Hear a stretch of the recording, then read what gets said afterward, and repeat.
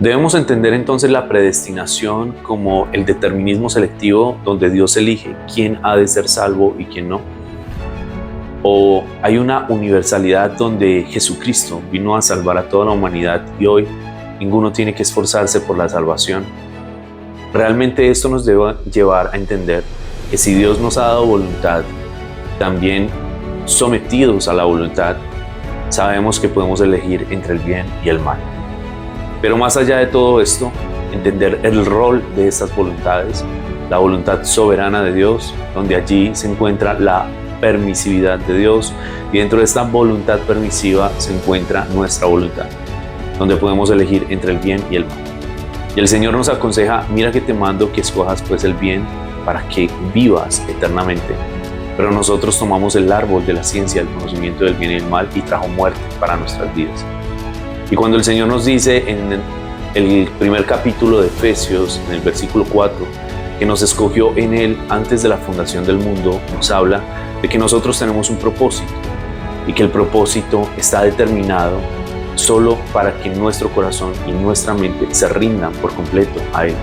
Nos predestinó también para ser adoptados hijos suyos según el puro afecto de su voluntad. Y aquí nos habla de una predestinación. Pero para poder llegar a este tema de la predestinación debemos entenderlo desde la perspectiva de Dios. ¿Qué pasaría si Dios en el momento de la creación nos hubiera dado voluntad, pero también nos hubiera dado perfección? Seríamos dioses para nosotros mismos. Por lo tanto, la forma que Dios utilizó para restringir nuestra voluntad fue crear hombres imperfectos, hombres con una naturaleza caída, con una naturaleza pecadora.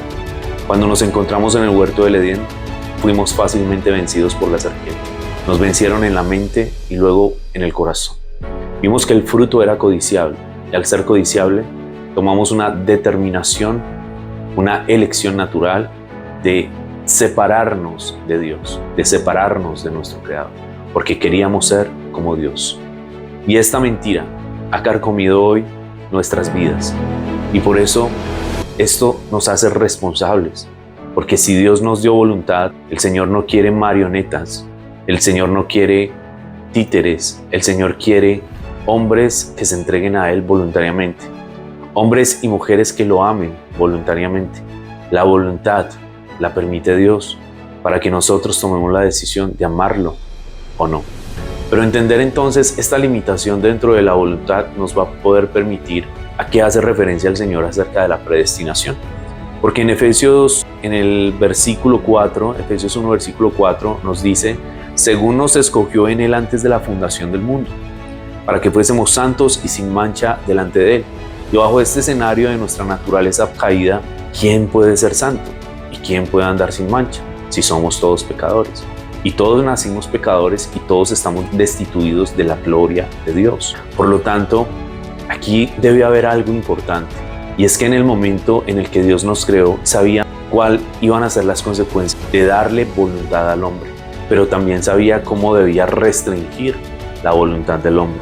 Y de esta forma no la restringió porque quería controlarnos, la restringió por nuestro bienestar, porque separados de Él nada podemos hacer. Y es así como Dios, entendiendo todo el escenario, predestina un cambio. Y esta predestinación habla, como lo menciona en el versículo 5, en amor, habiéndonos predestinado para ser adoptados hijos suyos según el puro afecto de su voluntad por medio de Jesucristo. La predestinación en este caso recae sobre un camino. Dentro de su voluntad perfecta, Él quiere que nosotros andemos en un camino de perfección. Y ese camino de perfección fue predestinado desde antes de la fundación. Dentro de su rol de voluntad, su voluntad perfecta desea que nosotros seamos santos y sin mancha. Y dentro de su voluntad perfecta, Dios quiere que tú y yo seamos hijos adoptados según el puro afecto de esa voluntad perfecta por medio de Jesucristo. Jesucristo es la predestinación del camino. Y por eso hoy nos invita el Señor a que entendamos de que la única forma de nosotros andar en su voluntad perfecta es renunciando a nuestra propia voluntad. Cuando el Señor habla acerca de que nadie puede venir a mí si el Padre que me envió no le trajere, tiene que ver específicamente con el rol de las voluntades. Un rol de las voluntades donde hay un vencimiento de la voluntad, de mi voluntad, para que se cumpla la voluntad perfecta de Dios. Jesucristo nos lo enseñó.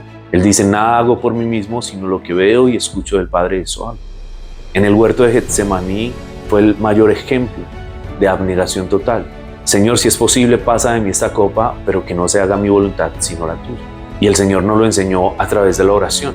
Señor, así como tú haces tu voluntad en el cielo, así mismo hazla en la tierra. La voluntad perfecta de Dios. Pero ¿cómo vivimos la experiencia de una voluntad perfecta? Renunciando a nuestra voluntad, haciendo lo que el Padre quiere que nosotros hagamos. Cuando yo renuncio a mi voluntad, a querer hacer lo que yo quiera, entonces el Señor me puede traer a Jesús. Y allí está la predestinación de un camino. Jesucristo es el camino, la verdad y la vida. Nadie va al Padre si no es por Jesucristo. La predestinación es un camino de salvación y no recae sobre nosotros, recae sobre Jesucristo. Nosotros elegimos si queremos o no ese camino. ¿Qué tenemos que hacer para llegar a Dios?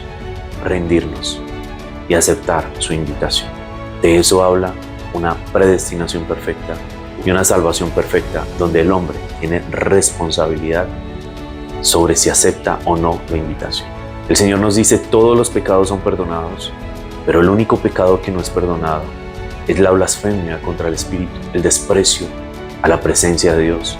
Al despreciarlo a Él, al despreciar su invitación, allí están las consecuencias de una elección natural, las consecuencias de una condenación eterna, debido a la responsabilidad del hombre de haberle sido asignado una voluntad que aún dentro de la voluntad permisiva de Dios establece de que nada se sale de control y que si tú eliges ese camino, Dios lo va a respetar, porque Dios quiere personas que lo amen voluntariamente.